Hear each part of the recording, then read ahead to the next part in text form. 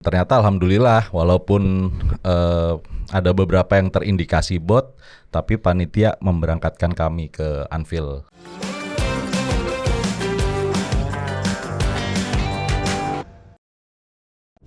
Jumpa lagi dalam Skor Radar bersama saya Jalu Wirajati, dan ini membahas tim yang memang saya gemari, Liverpool. Ya, sejauh ini performa Liverpool ya menurut gue sih cukup bagus lah ya, walaupun secara permainan nggak apa-apa lah, yang penting menang. Setelah hadir dua fans Liverpool, yang pertama ini adalah wajah baru, tapi umur sih tidak pernah bohong. Silakan perkenalkan. Halo, saya Satrio dari Big Reds Depok. Wih, Big Reds Depok. Ini satu lagi yang sudah ketiga kalinya kayaknya kesini. Iya. Halo semua scorer, saya dengan Arnan Parulem Binafsihi, biasa dipanggil Arnan. Saya dari Big Reds Jakarta.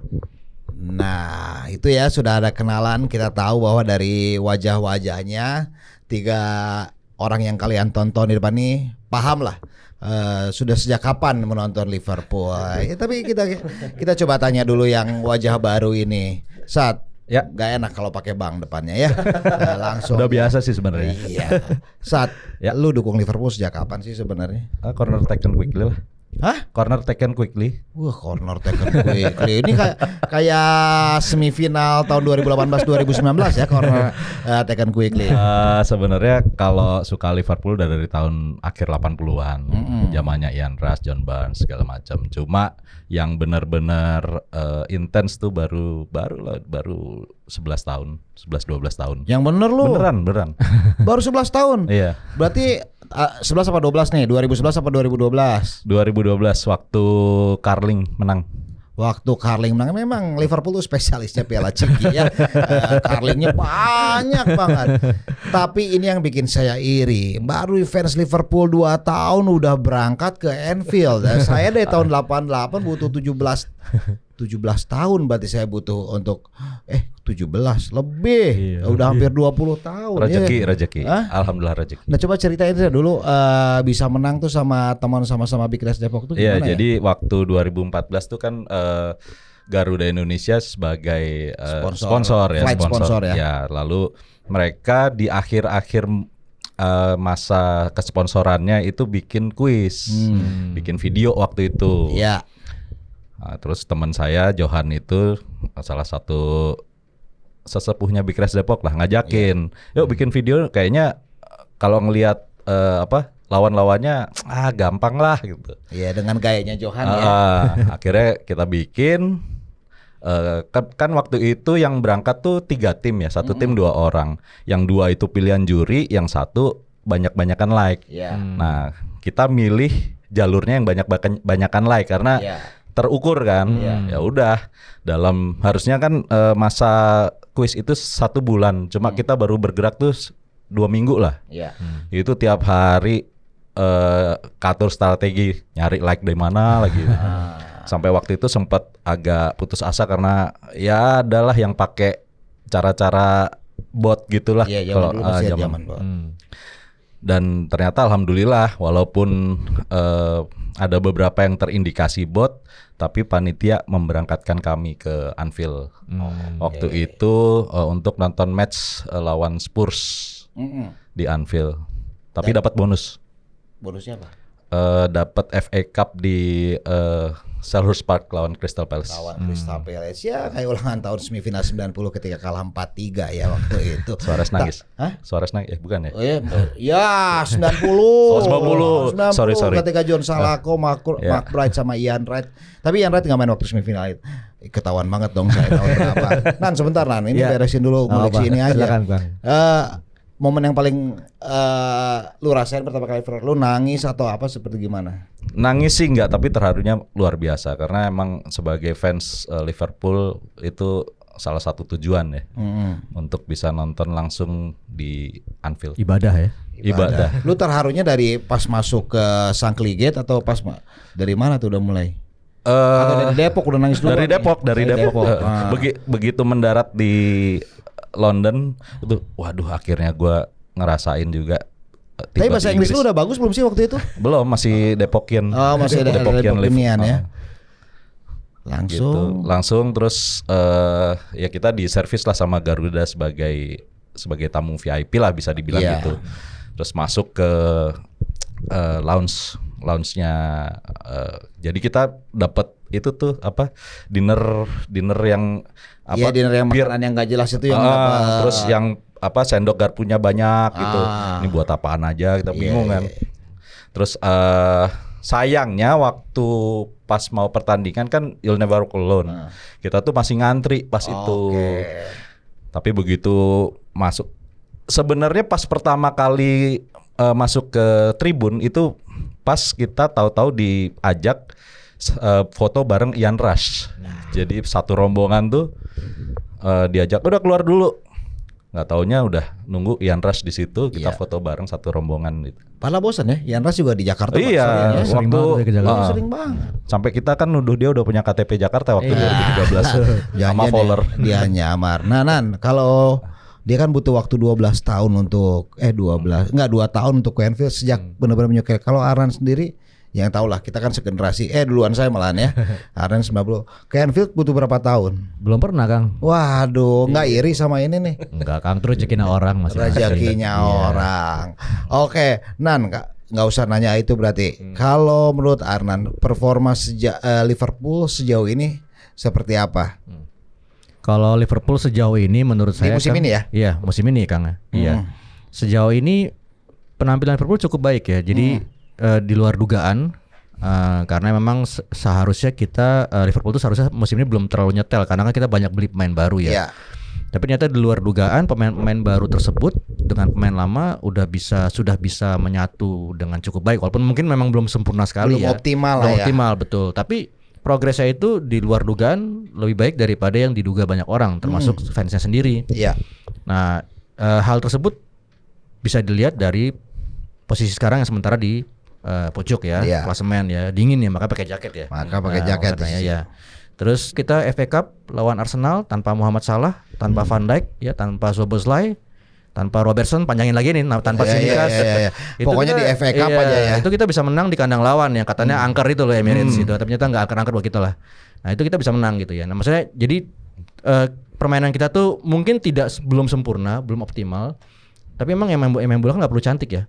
Yang penting kan menang gitu. Yang penting karena kan bukan Miss Universe kan kalau main bola ya. Betul. Jadi yang penting kan memang menang. Main cantik itu bonus lah. Yang penting kita menang gitu ya. Jadi di situ sudah bisa kelihatan bahwa permainan kita tuh sudah mematikan gitu ya. Klopp Liverpool versi 2-0-nya Klopp ini sudah mulai bertahap, sudah mulai terbangun gitu ya. Dari yang musim lalu itu bisa dibilang hancur-hancuran lah ya. Iya, terutama pakai jersey putih tuh. Iya, betul. Itu ada maginya sendiri ya. Kayaknya. Benar. Ada statistiknya kalau pakai jersey putih lebih. Kayaknya waktu zamannya Garuda juga ada jersey putih nggak bagus. Enggak, jersey putih yang musim lalu. Yang bikin apa tuh kayak hipnotis itu. Iya, yang banyak garis. Musim lalu Kang. Iya, musim lalu banyak garis. Yang bikin Fata Morgana. Enggak, tapi Nan gini kan dalam artian apa namanya?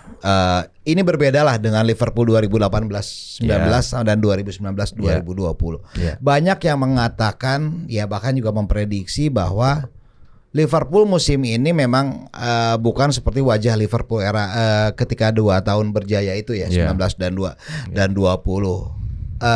Aran sepakat dengan itu nggak sih? Kalau menurut saya dibilang berbeda. Kalau menurut saya sih tidak berbeda jauh sih Kang. Ya tadi kayak seperti saya bilang memang kalau untuk mencapai level yang waktu Liverpool yang 2019. Ya kan itu kan udah main cantik, main impresif. Itu memang mainnya impresif ya, maksudnya secara mental, secara permainan ya karena memang pemain-pemainnya sudah lebih menyatu Kang. Iya. Nah, sementara Liverpool yang sekarang ini masih dalam proses ke arah sana kalau kita melihat dari segi permainan ya. Tapi kalau dari sisi chemistry, dari sisi mereka paham bagaimana harus bermain untuk skema yang dimaui oleh Klopp, itu menurut saya sudah cukup baik Kang progresnya. Ya intinya hasil nggak bohong lah Kang. Hasil nggak bohong. Gitu aja sih. Iya, tapi kalau menurut lu sendiri Sat, dalam artian kan ini memang hasil nggak bohong ya, dan memang yang dicari adalah kemenangan kan, ya.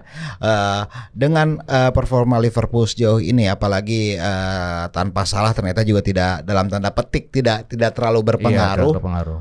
Lu cukup yakin nggak sih Liverpool akan bisa menyamai gelar Manchester United? Lumayan yakin. Dengan catatan performa tetap harus ditingkatkan.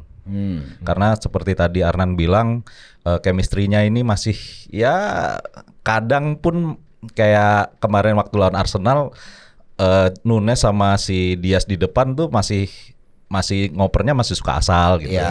Jadi asal chemistry dibangun, saya yakin Klopp bisa meramu tim ini untuk bisa menjadi yang terbaik di musim ini. Iya. Liverpool tuh salah satu bukan periode kelam sih. Kadang-kadang ganjalan Liverpool itu datang di bulan Februari. Kita ingat beberapa tahun lalu Watford kalau nggak salah ya yang sempat menang telak 3-0 lawan Liverpool yang Ismail Assar. membuat semua prediksi akhirnya buyar. Menghadapi bulan Februari, menurut Satrio gimana nih Liverpool? Emang berat ya, apalagi Salah masuk AFCON, Endo yang kalau lagi sampai ke final, berarti kan absen sampai mid Februari ya. Sampai tanggal 11 Februari lah kalau masih masuk final betul. ya. Iya, terus Endo juga lagi on fire, tiba-tiba harus ke lawan timnas ya, lawan timnas kita. Tapi ngelihat pertandingan kemarin, lagi-lagi referensi yang kemarin ya, ini sebagai contoh ketika Salah tidak ada. Ternyata Klopp berani memainkan pemain-pemain muda yang ternyata surprisingly mainnya tuh apik gitu loh. Nah, ini yang gimana caranya tim pelatih di Liverpool bisa meramu mereka untuk bisa lebih kuat chemistry-nya, terutama dengan pemain lain yang lebih senior untuk bisa memenangkan setiap pertandingan. Nah, banyak pemain muda dicoba, banyak pemain juga diuji di posisi barunya. Total ada banyak pertandingan di bulan Februari, termasuk Piala FA, ada Carabao juga, ada Europa League juga dari sejak mid Januari ini. Menurut Arnan, apakah maksudnya para pemain yang selama ini statusnya ada pelapis itu siap menjadi akan siap menghadapi jadwal padat seperti itu?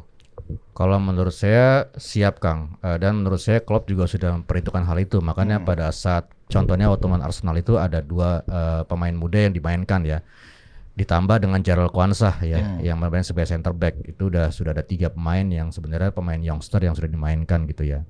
Nah, menurut saya bisa, Kang, bisa untuk selama memang rotasi ini bisa berjalan dengan baik. Karena kalau jadwal padat itu sebenarnya yang paling penting adalah rotasi supaya performance pemain itu tetap terjaga. Terus yang paling penting juga supaya mereka tidak cedera.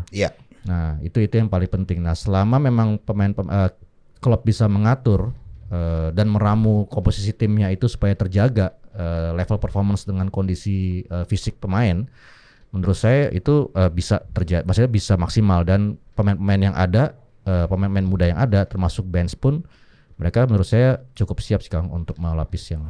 Iya, walaupun dengan banyak pemain muda, tapi tetap aja ya namanya di bulan Januari gosip transfer selalu saja ada ya. Ini terutama yang paling menarik sih. Entah kalau gue bilang ya bukan biasa aja, tapi sebuah hal yang mustahil. Kylian Mbappe ke Anfield itu mungkin nggak sih, Sat? Kayaknya udah ada berita dia ke Madrid deh. Iya, bukan maksa. Iya, gue paham maksud gue. Tapi kalau misal kondisinya nih Madrid lagi nggak ada nih ya, Kylian Mbappe ke Anfield itu memungkinkan nggak sih sebenarnya? Secara pribadi gue bukan tim yang itu. Lo tidak berharap? Tidak berharap.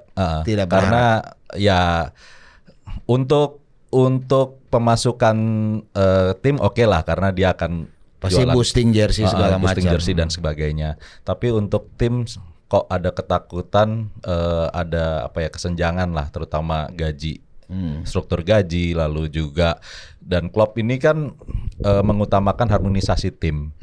Jadi melihat performa Mbappe di PSG dan sebelumnya itu dia tuh egonya lumayan tinggi, jadi kayaknya kok nggak cocok di tim. Kalau menurut lu, Nan? Setuju sih, Kang, sama Mas Satrio. Jadi memang kalau secara skill teknik Mbappe nggak ada isu ya, Kang ya. Pasti dia bisa. Ya, sebagai kandidat Ballon d'Or pasti betul, kualitasnya Kapten bagus. tim Prancis juga kan dia, kemarin finalis juga. Hanya memang sesuai tadi kayak Mas Satrio bilang, memang secara karakter ini kalau saya melihat Mbappe ini self-centricnya cukup tinggi sih, Kang. Bukan pemain yang memang cocok di Liverpool. Betul, ya. bukan tim player dia.